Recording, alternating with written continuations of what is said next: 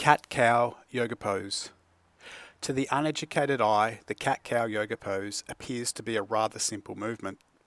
However, most people do it very wrong and have a very limited awareness of the transferable motor skills associated with this movement.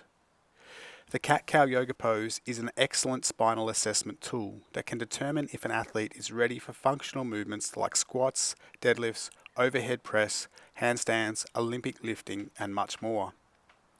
If an athlete has limited spinal control, they should not be performing movements that overload the spine. Start in a quadrupedal position with the hands and knees shoulder width apart.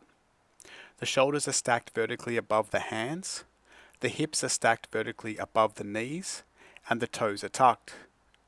Now place the spine in full flexion by tucking the chin to the chest, rounding the upper back, and setting a strong posterior pelvic tilt.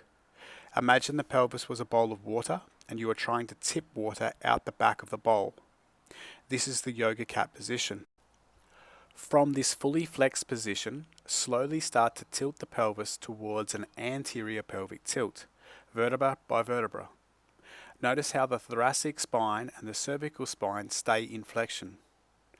Once the pelvis has rotated as far as possible, start to extend the thoracic spine, vertebra by vertebra, while keeping the cervical spine flexed.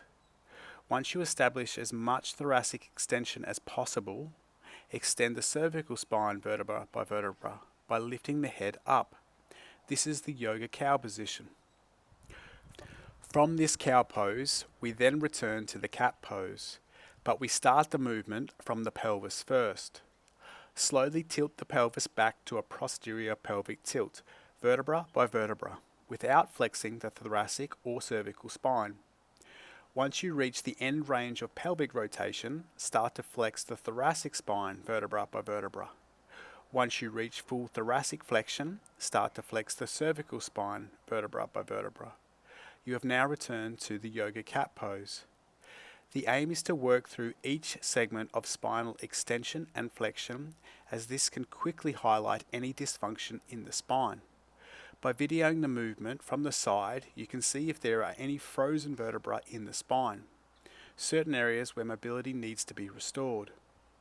The cat-cow pose also shows a client's pelvic awareness and control, which is essential for functional movements. Far too many people are performing these movements with poor form and increased chance of injury because they do not have the motor control needed to set the pelvis and protect the spine.